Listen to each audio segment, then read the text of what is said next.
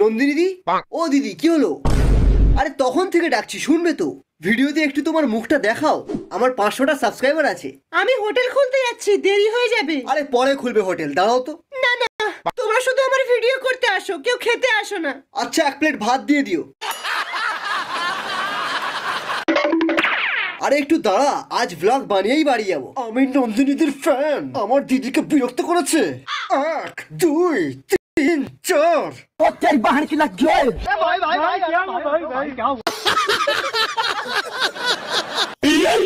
ভবিষ্যতে আমার দিদির দোকানে ব্লগ বানাতে আসলে তোর ওইটা কে ব্লগ বানিয়ে দেবো, আর সেটা জোড়া দিলেও কোনো কাজ হবে না।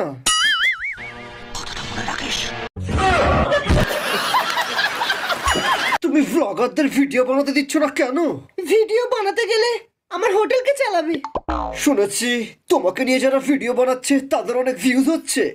আপনিও বুঝি ভিডিও বানাতেই এসেছেন?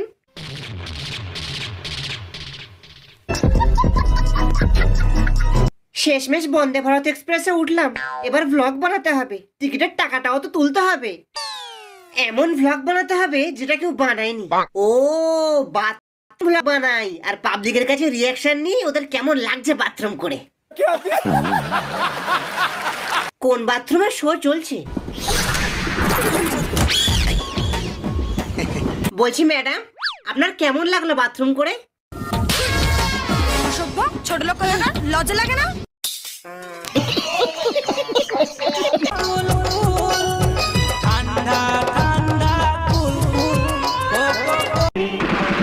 বন্ধ করে এই গানটা,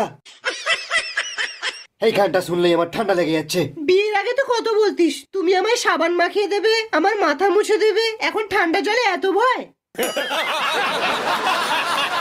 আমিও দেখছি আজ চান না করে কি করে বাড়ি যায়। আজ বিমলখোর হোক বা বিড়িখোর, সবাইকে চান করাবো। আমি মরে যাব, কিন্তু শীতকালে চান করতে পারবো না।